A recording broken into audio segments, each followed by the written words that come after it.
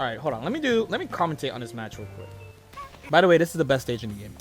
This is an old fighting game, so this is an old Capcom game. I'm sorry, I shouldn't do that to all fighting games.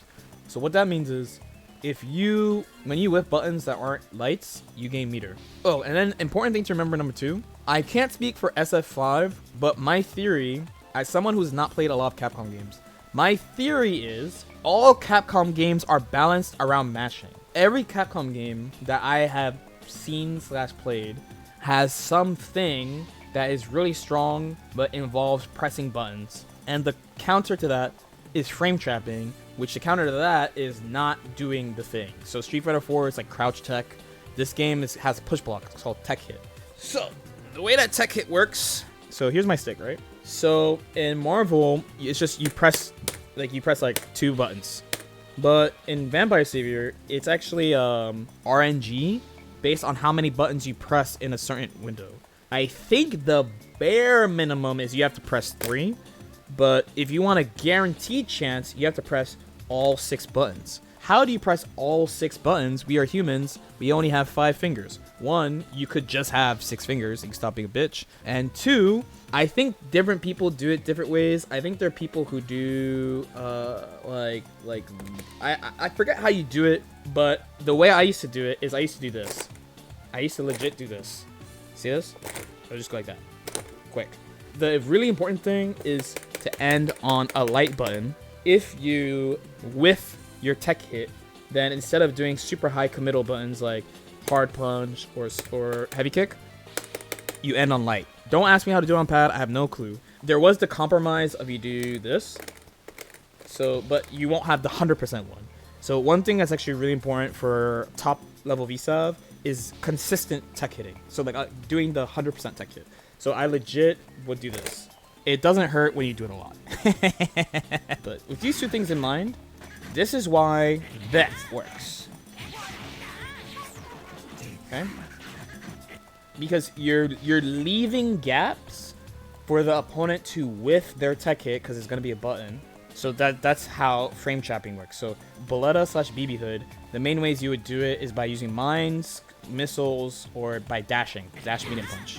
So for example here, he got the second one. Maybe the first one, definitely the second one. Because the opponent tried to push. Not they could have pushed, they missed the push. So you get the link, goes back in, boom. This thing is really important, right? He pushed. So the main thing is the mix in this game is really strong. So being able to push jump-ins and stuff and not let people set up is really important.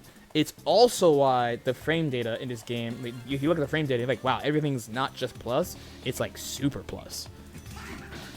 Okay, so here, this is everything is air unblockable. You can get guaranteed air unblockables. So this leads into a 50-50, which he pushes, luckily. So she instill, frame trapped. Okay, chasing, pushes, nice. Adversary, try to chase. DP, not punish.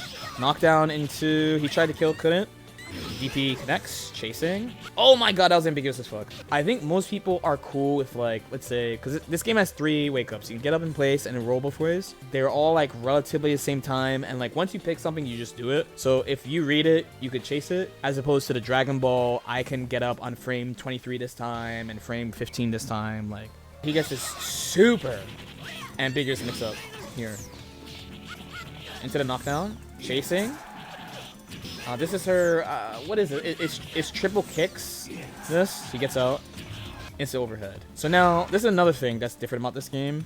This game has stocks like Smash. You don't have like round 1, then round start position, and then boom.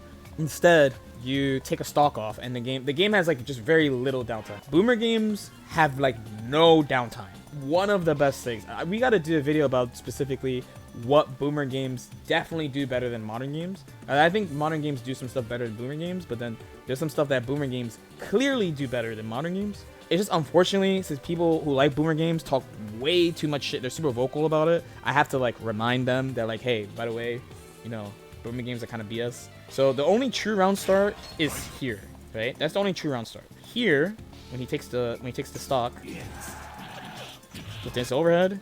So when you take the stock, you get Oki. So he doesn't read right, keeps it in the corner. Now he's trying to meme. He's trying to be himself. BB Hood has instant overheads. It's the rising jump, medium punch. It's the basket. It's whiff cancelable, which you can kind of see if you have your 244p glasses on. The difficulty of this depends on characters. So on Dimitri, it's pretty easy, but let's say on Queen Bee, it's nigh impossible. It's not impossible, but nigh impossible. Why do you think having an instant overhead is good in this game, based on what you heard me say in the past like 6 minutes? Do we have any good guessers here? I almost spoiled it, but I don't want to just spoil it. Hard knockdown. No, remember you can roll. He's in the blockables. I mean, it's a good guess for a boomer game, but because you can't change block. Close. You guys all missed it. It's all good. There it is. Bait tech hit. That's why. Because then the opponent has to block correctly and tech hit. They can't just mindlessly tech hit you if you have an instant overhead. Because then if you have an instant overhead, you have to also block, right? So against characters that it's easy to instant overhead with on BB Hood, because she can't combo off her instant overhead, by the way. She has to whiff cancel. And she gets a mix up, but she has to whiff cancel. So you actually see him attempt, like, it's really short, but you see him attempt a push block and it fails. From here, instant overhead, and then restart this. Goes for a reset because he drops it. But because this game, you can't switch your block in this game. So when he blocks the high block stun jump in, he's high, he's forced to stand up, which means you get a guaranteed low. And then he finally pushes him off.